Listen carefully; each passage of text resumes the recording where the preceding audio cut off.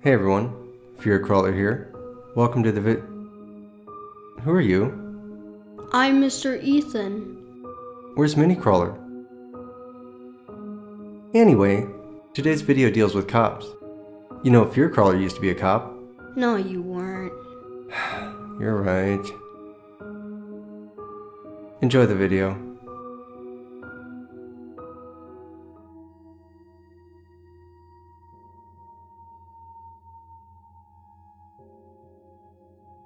Being a cop was always my dream from very early on. This will sound cliche, but I honestly feel that it has been my calling in life to serve and protect others, even if that means crossing a line. The first day my uniform arrived and I put it on, I felt like I was donning armor. I felt like a gladiator or a superhero even. I felt powerful, and I felt just. I was no longer a man. I was a symbol for good. I knew I was going to do great things and I was going to make the world a better place. And I was going to start right here in this city. The nights are the hardest. That's when the city is at its worst. All the gutter trash start crawling out of their holes after the sun goes down. You can practically see the street corners decaying as the usual riffraff start making the rounds with their narcotics, prostitution, and gang activity. My first week wasn't perfect by any stretch.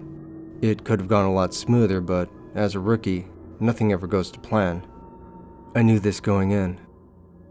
It was a Saturday night, just before midnight. I had been keeping an eye on a low-level hood rat named Jerome that had been dealing methamphetamine to high schoolers. A little tidbit of information I gathered from a street bum for a pack of smokes and a case of malt liquor. I knew he was just a dealer and not the supplier. Taking him down would be like cutting the head off a dandelion. If I was going to do this, I needed to dig out the roots. I kept a close watch on him from my car. I saw him stumble out of the strip club looking disheveled as hell, and about 2 whiskey sours away from alcohol poisoning. There was a girl with him. I assumed from the way she was dressed that she was less likely his girlfriend and more likely one of the dancers from the club. I overheard him call her Jasmine. Probably wasn't her real name, but that was all I needed to build my ruse. I phoned the strip club and asked for her. The bartender told me that she had just left with a friend and that she'd be back to work Monday night. Girls like this are always side hustling, looking for a way to become famous, a chance to leave behind the lap dances and oily $1 bills. I knew I could use this to my advantage.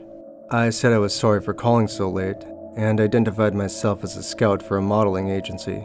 I said I had just received a late-night urgent email from a cosmetics company looking for models for a photo shoot on Monday morning, and that this was a one-time offer. I told him Jasmine had only left us her work number to contact her, and since she wasn't there, I would have to contact someone else. I had barely blinked and the bartender came running to the door, shouting for Jasmine to come inside and take the call. She scurried inside, leaving Jerome dumbfounded and alone. Exactly as I needed him to be. I made my move and hurried across the street. I got within 2 feet of Jerome, glanced left and right at the vacant boardwalk, quickly applied a chokehold around his neck, and dragged him into the dark alley. I slammed him against the side of the building and delivered a hard gut shot to his liver, causing him to puke a mixture of booze and blood onto the pavement. A name, I demanded. Jerome, he said as he gasped desperately for air. No, I said as I kicked the toe of my boot into his face. I want your supplier's name. He spit a mouthful of blood and a couple of teeth onto my boots before reaching into his jacket and drawing a small pistol. His mistake was telegraphing the move. I grabbed the firearm with both hands and wrenched it backwards with his index fingers still inside the trigger guard, snapping the bone in the process. A few smacks to his head with his pistol and he was all loosened up and ready to talk. He gave me the name of the supplier, Jeffrey Rames. He then asked me if I was going to arrest him. I said no. He then asked if he was free to go. I said no. He said he thought we had an understanding. I said no. He wasn't carrying any contraband on him, but he did have around 10 grand in cash, which I took. This did not amuse him. He asked me if I was a crooked cop. This did not amuse me. I crushed his windpipe with an elbow to the throat and threw him into one of the dumpsters. Baseless accusations like that are bound to get you killed. The nerve of some people. That 10 grand from his pocket found its way to a children's hospital the next morning. Compliments of yours truly. I took one night off of work to reflect on my actions. I concluded that I had done the right thing. I then spent the next 2 weeks tracking Jeffrey Rame's activities. He had been running his entire operation inside the most unlikely of places. From the outside, it looked like any other mom-and-pop store with the exception of the attached food storage warehouse. It was way too large for such a small storefront, and to me, it stood out like a linebacker at a ballet recital. Appearances aside, the setup was fairly well camouflaged. The storefront itself was at least partially legit, with actual employees and regular customers favoring scratch-off tickets and beef jerky over heroin. The dealers played it nonchalant, picking up cans of dog food in abnormally high amounts and putting them in the trunks of expensive European sports cars. No one with that kind of cash doesn't spoil their pet with gourmet meals over such cheap canned dog food. Between their flaunted high-end spending habits and never once seeing even a single strand of dog hair on their clothing, I knew that these were the guys to rough up. I tailed one of the drivers leaving the store to a parking garage in a seedy area, the kind where hobos and carjackers were more plentiful than the beer bottles lining the gutter. His Lamborghini couldn't have looked more out of place. I pulled up alongside his vehicle and wasted no time telling him I had a few questions. I drew my sidearm and he folded like a cheap lawn chair at a discount store, opening the trunk and exposing the contents. 40 cans of dog food, and a loaded handgun with the serial number filed off. Somehow I doubt you have a permit for that weapon, or even a dog for that matter, I said, grabbing the bag of dog food cans and putting them inside my trunk. I walked back to the perp and worked him over a bit. I only had to hit him twice and he gave me an address. Maybe cracking his skull was an overstep, but pain is a great interrogation tool. Keeps people honest. I didn't have time for him to try and give me the runaround, and I wasn't going to risk being ambushed. He was now going to be a tidy insurance package for me. I made him get inside my car and drove him to the address he gave me, the canning factory where the dog food was packaged. I handcuffed him to the seat before grabbing my rifle from the trunk and making my way to the overhead doors in the loading bay. From the outside, it looked like the real article, a small canning operation for a cheap off-brand of dog food. But a quick peek inside the windows told me it was just another front. Workers packing bags of narcotics into cans of dog food on a packaging line, before boxing them up at the other end and loading them onto trucks. Slick as grease, and twice as filthy. I returned to grab my guest from the car and took him inside, the barrel of my rifle coaxing him forward. I guess seeing me there with a gun to this fool's brainstem didn't sit well with the workers. I needed to know if they were aware of what they were doing, or if they were simply somehow caught in the middle through coercion. A quick glance over the lot of them, and the telltale printing of firearms beneath their white coats had just answered my question. I saw only one of them go for a gun, and that was all I needed to justify what happened next.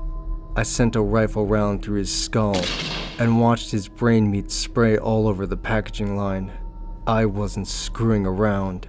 The air inside was now so tense that so much as a muscle twitch under the eye of any one of them, and I would have emptied the magazine into their face. I made one of the workers use the phone inside the factory to call his boss, Jeffrey Rames, and tell him that a health inspector was inside the factory and would be shutting the place down for various health code violations. I then made him hand the phone over to me and told Mr. Rames that I would need to speak with him first thing tomorrow morning. And wouldn't you know it, the address he gave me was the address of the grocery store. It had all come full circle. I hung up the phone and prepared for a long night. I made the workers clear the narcotic-loaded cans from the line and start fresh with clean ones. One by one, I executed the workers and tossed them into the food grinder, while the remaining ones packaged the cans that came off the end of the line, minus the drugs, of course. I then had them load up the packaged cans into one of the trucks. I kept this going until only one worker and the drug dealer remained. I made them play rock, paper, scissors to decide who got to live and who got canned. The relief on the worker's face as he got scissors and the dealer got paper was almost endearing. At least, until I mentioned that I was playing as well, and that rifle beats everything. My head pounded with their pathetic screams of, "Please just arrest me," and "What kind of cop are you?" Maybe their pleas made me bitter? Maybe that's why I chose not to shoot them, and forced them into the grinder instead. I may have had to package those last few cans myself, but I'm not bitter about that part of it. I grabbed one of the white workers' coats from the locker room before getting inside the loaded truck and driving it to my destination. I dropped a pallet of cans off at the busiest animal shelter in the city. I knew that they would appreciate the generosity and perhaps the change in the dog food recipe. I then drove the truck back to the factory and parked it inside before setting the whole place on fire. An anonymous call from a payphone to emergency services, and another loose end was neatly tied off. They'd be busy putting out that fire for a while. It was now morning, and I had an appointment to keep. I got into my car and headed to the grocery store to meet with Rames. I arrived at the store before they opened, and took the package of cans I confiscated from the dealer from the trunk of my car. I still had the white factory coat on. I hoped it was good enough to help me get closer to Rames. I knocked on the door and was greeted by an elderly clerk who let me inside after I identified myself as a health inspector. I told him that I was there about a package recall and showed him the cans inside the bag. He didn't even flinch. I gathered from his body language that he didn't know what was hidden inside them. He wasn't a part of this. I needed to let him go. He directed me to the attached warehouse and said that the other workers hadn't arrived yet. I told him he needed to keep the store closed for the day and to go home while I did my inspection. He promptly left through the side exit. I locked the door behind him and headed inside the warehouse. From the small foreman's office, I could hear laughter and smell cigar smoke. Seemed like someone was enjoying a rolled Cuban and an episode of Friends. I walked in and introduced myself to the heavy-set man sitting on the extravagant leather chair. "You must be Mr. Rames. We spoke on the phone last night. Are you the only one here?" "Yes, I am. I didn't catch your name," he said as he extended his hand to shake mine. I then opened the white factory coat just enough that he could see my badge. He turned off the television set. As his face went ghost white, he let out a sigh and then asked, How much? How much to make you disappear?" I said I wasn't for sale. He then pulled several stacks of $100 bills from his coat and lined them up on the desk like keys on a piano. I drew my revolver. He stacked 2 more onto the desk as I cocked back the hammer. He was starting to sweat. "I can't go to prison," he cried. "I'm not arresting you," I said as I put the barrel below his chin. "Every cop has a price," he screamed.